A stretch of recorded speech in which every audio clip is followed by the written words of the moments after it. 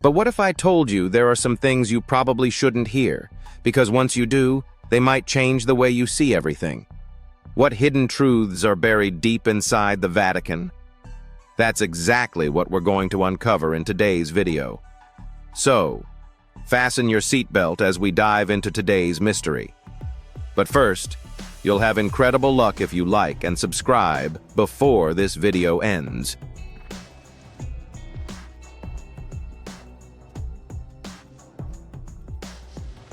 The forbidden black magic book among ancient texts, the Grand Grimoire, also known as the Red Dragon, stands as one of the most feared and controversial books ever mentioned in Western legend. According to oral traditions and scattered archaeological references, this is an ancient manuscript said to contain rituals for summoning demons, including the name of Lucifer himself.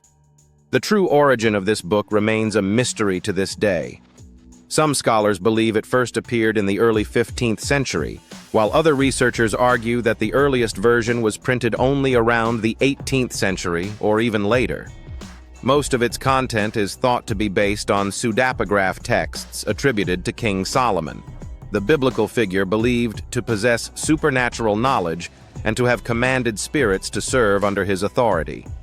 Inside the book are formulas, invocations, and rituals intended to summon entities from the invisible realm.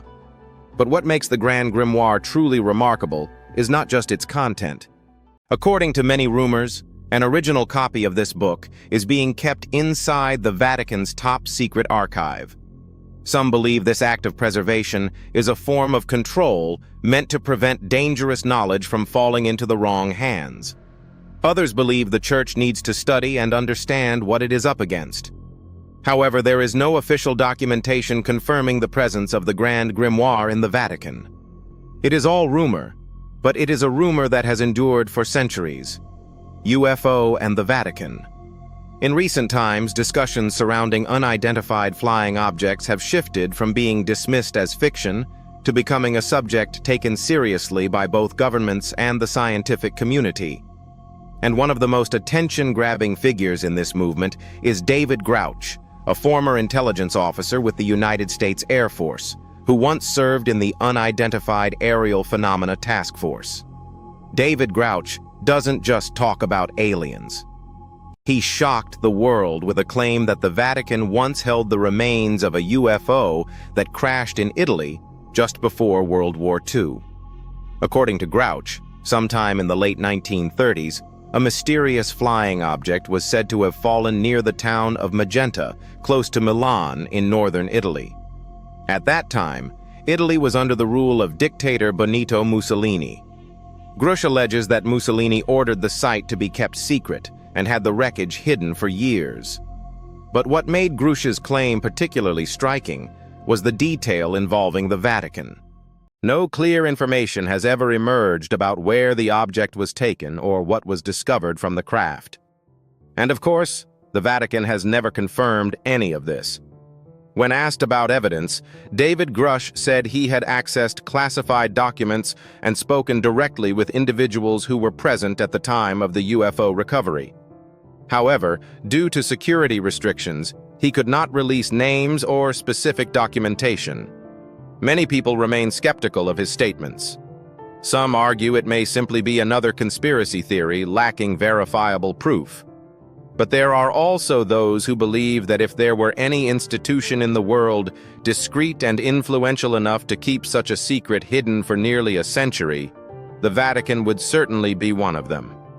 If the Vatican did witness an event capable of reshaping humanity's understanding of life beyond Earth, then why have they kept it hidden from the world? For now, we have no answer. But the Vatican's enduring silence only makes this mystery harder to explain than ever before. The Vatican's time machine. There's a strange story.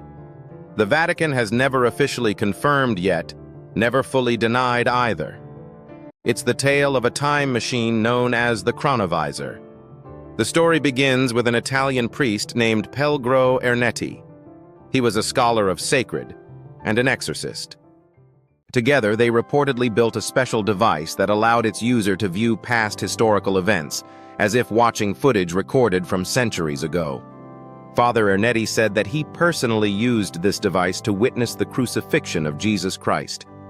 He even claimed to have taken a photograph of the moment. However, the image was never authenticated. No one else ever saw the Chronovisor, and the Vatican has never released any evidence proving that it exists. Despite the lack of proof, the story has continued to spread within circles of paranormal research. Some believe that if the Chronovisor were real, it could be a dangerous tool, especially if it were to fall into the wrong hands. With such a device, someone could observe and even manipulate history or create fabricated evidence to serve their own agenda. Others argue that Ernetti may have invented the whole story simply to draw attention. But regardless of its truth, the Chronovisor remains part of a long list of unresolved mysteries tied to the Vatican. The city of the dead beneath the Vatican, hidden deep beneath the grandeur of St. Peter's Basilica, lies an entirely different world. It is an ancient city of the dead, a necropolis lost in silence, shadow, and centuries of forgetfulness. This place is known as the Vatican Necropolis, located about 5 levels beneath the current floor of the basilica. Here, archaeologists discovered a vast burial ground dating back to the 1st century AD during the height of the Roman Empire. The earliest tombs belonged to pagan Romans, those who had not yet heard of or accepted the Christian faith. Higher up, researchers uncovered another burial layer dated to around the 5th century. This was a critical transitional period in the religious history of Europe as Christianity slowly began to replace ancient pagan beliefs. In this area, they found tombs with blended features, pagan symbols placed side by side with Christian crosses, a testament to a time when 2 spiritual worlds coexisted. What has been found in the necropolis is not merely archaeological debris. It tells a complex story of faith, of historical transformation, and of the link between death and salvation. In a stunning twist, among these ancient structures, researchers also uncovered the remains of a medieval church lying directly beneath the floor of the present-day St. Peter's Basilica. This suggests that long before the modern basilica was built, the site had already served as a sacred and religious center for centuries. At the heart of the entire complex is a special chamber that the Vatican believes contains the remains of St. Peter, the apostle regarded as the first pope. Though the theory remains debated, it underscores the profound significance of this site to both the history and the faith of the Catholic Church.